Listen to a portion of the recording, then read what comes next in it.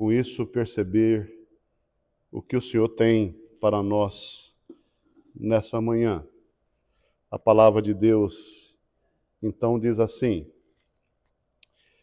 Ele vos deu vida, estando vós mortos nos vossos delitos e pecados, nos quais andaste outrora, segundo o curso deste mundo, segundo o príncipe da potestade do ar, do espírito que agora atua nos filhos da desobediência, entre os quais também todos nós andamos outrora, segundo as inclinações da nossa carne, fazendo a vontade da carne e dos pensamentos, e éramos por natureza filhos da ira,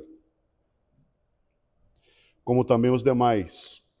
Mas Deus, sendo rico em misericórdia, por causa do grande amor com que nos amou, e estando nós mortos em nossos delitos, nos deu vida juntamente com Cristo, pela graça sois salvos. E juntamente com Ele nos ressuscitou e nos fez assentar nos lugares celestiais em Cristo Jesus, para mostrar nos séculos vindouros a suprema riqueza da sua graça em bondade para conosco, em Cristo Jesus. Porque pela graça sois salvos mediante a fé, isso não vem de vós, é dom de Deus, não de obras para que ninguém se glorie, pois somos feitura dele, criados em Cristo Jesus para as boas obras, as quais Deus de antemão preparou para que andássemos nela. Eu queria que a Lucirlene colocasse o verso 8 de volta na tela, para nós lermos juntos esse verso. Juntos lá? Porque pela graça sois salvos, mediante a fé, e isso não vem de vós, é dom de Deus. Meus irmãos, pode sentar. Meus irmãos, outrora éramos inimigos de Deus. Inimigos de Deus. Hostis a Deus. Para os irmãos terem uma ideia, no domingo passado eu falei que na cidade de Nazaré, o povo, com o endurecimento do coração, o Espírito Santo não ficou viável porque foram hostis a Jesus. Se você é hostil, ou quem quer que seja hostil a Jesus, de forma nenhuma tem condição de agradar a Deus e viabilizar bênçãos através do Espírito Santo. E diz que ali Jesus não fez milagres. Alguns poucos milagres, mas não fez muitos milagres. Nesses versos de 1 até o verso 4, nós temos o que João Calvino chamou de tulip, né? A depravação total, eleição incondicional, a expiação limitada, graça irresistível e perseverança dos santos. Esse acróstico, tulip, que dá a ideia de tulipa, mostra o resumo de toda a obra de Lutero, de Calvino. Toda a obra está resumida nessa depravação total, eleição incondicional, graça irresistível, perseverança dos santos. Dentro, especificamente do verso de 1 a 4, nós temos então essa ideia de depravação total. Mas o que o Calvino está querendo dizer que o ser humano é depravado? Nós não somos adúlteros, nós não somos ladrões, nós não somos tão depravados quanto a ideia de Calvino parece expor, mas na verdade o que ele quer expor de nós é o seguinte: todos nós estamos manchados pelo pecado.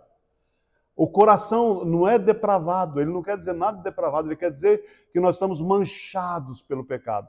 A nossa tendência é uma tendência pecaminosa. E na ideia de Calvino, nós devemos reagir a essa condição, mas só temos condição de reagir se nós estivermos do lado do nosso Deus. E a afirmação é tão séria no versículo que nós temos na Bíblia, se a Lucilene colocar no versículo 1, o 2:1 do texto de Efésios, não é? É indicação da seriedade, do horror visto por Deus em relação a nós. Nós, às vezes, nós maquiamos a nossa própria situação. Nós nos aceitamos, às vezes, até como bons. Olha como eu sou bom. Não, mas na visão de Deus, nós somos filhos da ira, hostis ao próprio Deus. Nós estamos mortos para Deus nos nossos delitos e nossos pecados. Ali, 3:23 de Romanos, fala que todos pecaram e destituídos estão da glória de Deus. Não há quem busque a Deus, nenhum sequer. Mostrando o horror da raça humana. Estávamos mortos nos nossos delitos e pecados, onde formalmente andamos de acordo com o curso desse mundo, caminhamos como o mundo caminha, diferente do modo que Deus sonhou para que a raça humana vivesse. E aí, como eu falei agora há pouco, não há ninguém que faça o bem. Não nos enganemos. Não há ninguém que honre a Deus. Toda raça está fora do caminho, em atos de justiça, de retidão. Para os irmãos terem uma ideia, quando eles receberam Jesus no coração em Atos, eles eram chamados os do caminho, porque o homem estava fora do caminho de Deus, e agora em Cristo, eles se tornaram agora os do caminho. Nós, por voltarmos a Deus em Cristo, nós também somos chamados os do caminho. Então, o modo natural pelo qual Deus quer que nós andemos contrário ao curso desse mundo. Somos obedientes e leais quando pecamos a Satanás. Os nossos membros, ali eu falei na semana passada, na quinta-feira, em Romanos, no capítulo 6, os nossos membros, quando pecamos, eles são oferecidos para Satanás e para o diabo. E o apóstolo Paulo está dizendo isso, não é? Nos quais andaste outrora segundo o curso desse mundo tenebroso, vaidade, arrogância, mentira, roubo, maledicência da nossa boca. Né? E aí ele fala, segundo o príncipe da potestade do ar, do espírito que agora atua nos filhos da desobediência. Jesus fala em 15:19 de Mateus, dizendo o seguinte, que do coração do homem procede tudo que é maligno, tudo que é ruim, tudo que não presta, brota do coração do próprio homem. Então, meus irmãos, nós às vezes queremos maquiar a nossa situação, mas a nossa situação diante de Deus é uma situação das mais terríveis pela vida pecaminosa que às vezes nós somos encaminhados a ter. Então, o apóstolo Paulo fala assim, as obras da carne são, que está no coração do homem. Jesus falou, todos os desígnios malignos estão no coração do homem. E no coração do homem, então, são conhecidas e são prostituição, impureza, lascívia, na área da sexualidade, idolatria, feitiçarias, inimizades, porfia, ciúmes, iras, discórdia, dissensão e facção, na área religiosa e da igreja. E nas áreas relacionais, invejas, bebedices, glotonarias, coisas semelhantes a essas, a respeito das quais eu vos declaro, como já outrora vos preveni, que não herdarão o reino dos céus os que tais coisas praticam. Mas vocês falam assim, mas pastor, é tão horrível assim? A verdade é que nós só podemos ter ideia da graça de Deus se nós nos vermos como nós somos pecadores. Nós só podemos ter a ideia de boas novas se nós soubermos o que nós éramos ou aquilo que nós somos na presença de Deus. Aí, meus irmãos, aparece no verso seguinte, no texto seguinte, no versículo 4, ele fala, mas Deus. Esse mas aqui é um mas que indica algo de sabedoria contrário ao que foi dito até aquele momento. Mas Deus, mortos estávamos nos nossos delitos, nos nossos pecados, nas nossas mazelas espirituais, no nosso falar, no nosso raciocinar. Às vezes a pessoa fala assim, pastor, mas o meu marido é um pecador. Ué, qual é a novidade que o marido é pecador? Pastor, a minha esposa, qual a novidade que é pecadora? Na verdade, nós estamos lutando contra o erro. Tem um filósofo chamado... eu li para a Ivana e esqueci o nome dele. O nome dele ele está aqui na minha cabeça, mas na palavra eu vou lembrar. Ele fala que o ser humano, esse filósofo, ele é tão ruim que ele é escravo da sua vontade, escravo dos seus desejos. E tudo que ele possui, tudo que ele tem, o escraviza ainda mais. pela doença do seu próprio coração. Ele não está falando Schopenhauer. Ele não está falando como religioso, ele está falando como um ateu, analisando o homem. O homem fica escravo daquilo que ele é. Tudo que o homem faz escraviza. Todas as nossas coisas escravizam. Mas o mais aqui, mais Deus. Eu lembro no seminário que nós tínhamos discussões homéricas, aquelas discussões de alunos e o pau quebrava no bom sentido. Mas, de repente, vinha o professor e falava assim, gente, vocês estão indo no caminho certo, mas vem a palavra de sabedoria. Mas Sócrates também era assim. Os discípulos de Sócrates discutindo, e Sócrates fala, mas a verdade é essa. O apóstolo Paulo aqui, baseado nisso, ele fala, mas Deus, sendo rico em misericórdia, por causa do grande amor com que nos amou. Então, as boas novas, essas boas novas que nos tira de obras da carne para obras da luz, obra das trevas e luz, obras de feituras carnais para espirituais. Estímulos diferentes agora são colocados no coração daquele que crê. Pelas misericórdias, ele nos deu vida, estando nós mortos nas nossas transgressões.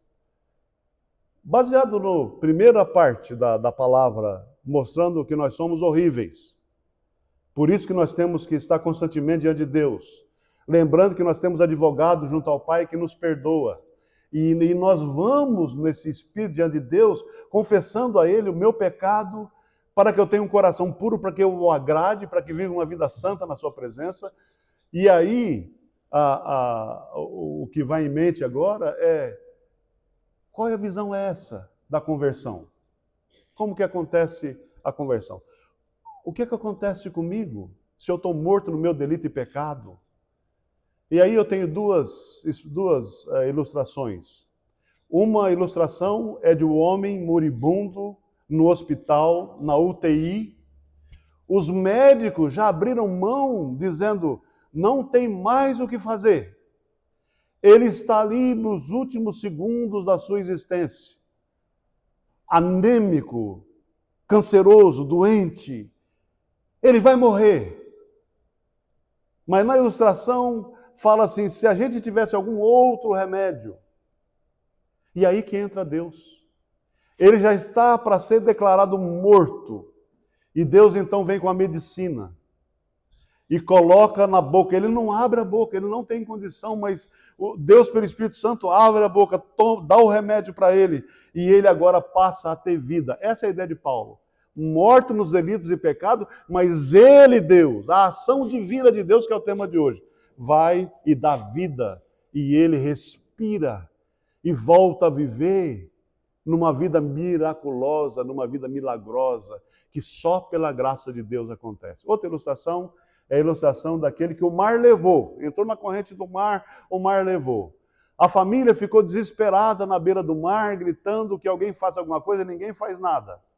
E ele vai se enxafurdando cada vez mais dentro do mar e vai lá para as profundezas, sem salvação. Vai morrer. Mas Deus o pega, traz para a praia, sopra nas narinas dele, faz uma respiração boca a boca com ele, faz com que do coração, do estômago e do pulmão saia toda a água e ele passa a respirar e passa a viver. Então os irmãos entenderam que é morto. Morto nos seus delitos e nos seus pecados, mas Deus é aquele que vai e dá-nos da vida e abundância. Ele tira da morte para a vida, da carne para o espírito, ele faz algo totalmente novo na nossa existência e coloca uma luz no nosso coração. Uma luz é colocada no nosso coração. E aí, nós temos a palavra de Jesus em João 6,37, que fala assim, todo aquele que o Pai me der, é o Pai que dá, é o Pai que busca pelo Espírito, é o Pai que age no coração trazendo e dá para Jesus, e ele fala, todo aquele que o Pai me der, virá a mim, e eu de modo nenhum lançarei fora. Então, irmão, nós acreditamos e amamos que recebemos a Jesus no nosso coração, e através de Jesus nós somos uma nova criação, uma nova criatura, nós agora somos salvos. E porque nós somos salvos em Cristo Jesus, nós temos vontade de louvar o Senhor, nós temos vontade de adorar o Senhor, nós temos vontade de cultuar ao Senhor, orar em espírito e em verdade. Isso tudo é movido pelo Espírito Santo no coração de cada um de nós, a partir do momento em que o Senhor Jesus entrou na nossa própria vida. Eu vou dar um pulo agora, meus irmãos, para os versos 8 e até o verso 10, quando ele fala assim: porque pela graça sois salvos mediante a fé, isso não vem de vós, é dom de Deus. Imagino que vocês estão perguntando, pastor, se é Deus que faz, se a iniciativa é de Deus na salvação do homem, por que eu preciso evangelizar? Por que as irmãs e os irmãos precisam lá entregar o folheto? Porque não é tudo, não é Deus que faz tudo isso? E aí eu relembro do seminário também, meus irmãos, quando juntava na classe e as pessoas sentadas e o pastor perguntava assim, então para que evangelizar? Se Deus faz a obra, o Espírito é que faz a obra. Deus não precisa de você para nada, é verdade. Deus não precisa. E para que evangelizar? E a pergunta do professor fala assim, irmão, por que evangelizar? Ah, reverendo, eu não tenho ideia. Porque se Deus faz tudo, né? Para que eu vou fazer o quê? Aí vai para o outro. E aí, o que você acha, meu irmão? O seu conhecimento teológico profundo? Ah, eu não sei não. E você? No último, falou assim, porque Jesus que manda. Ide a todo mundo, pregar o evangelho a toda criatura, batizando-os em nome do Pai, do Filho e do Espírito Santo.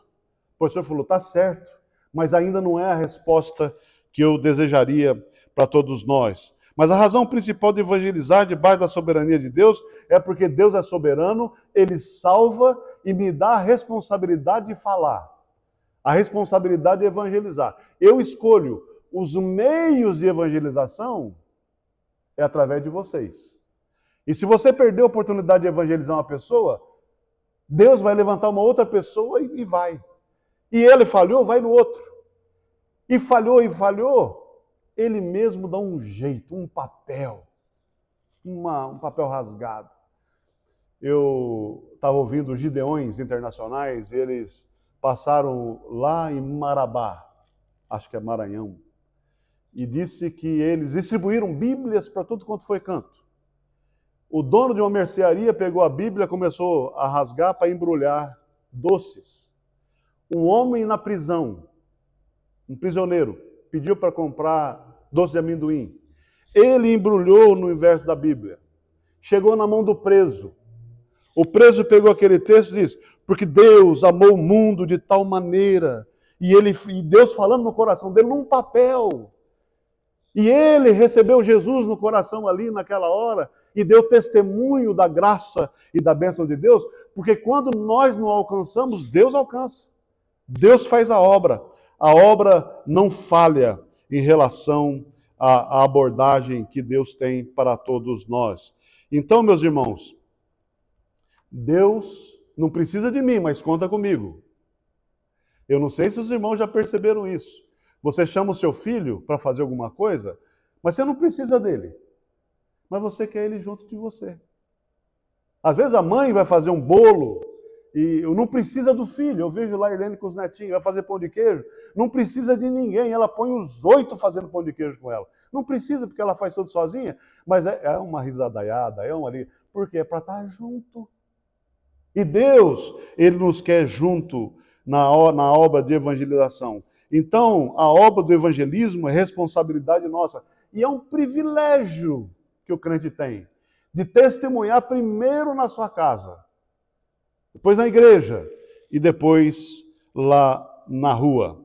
Então, meus irmãos, eu quero lembrar desse texto agora de Romanos capítulo 10, onde o autor sagrado, que é o apóstolo Paulo, vai trazer uma palavra sobre evangelização. E eu quero que vocês não esqueçam que nós estávamos mortos nos nossos delitos e nos nossos pecados, mas Ele, pela sua graça, nos deu vida.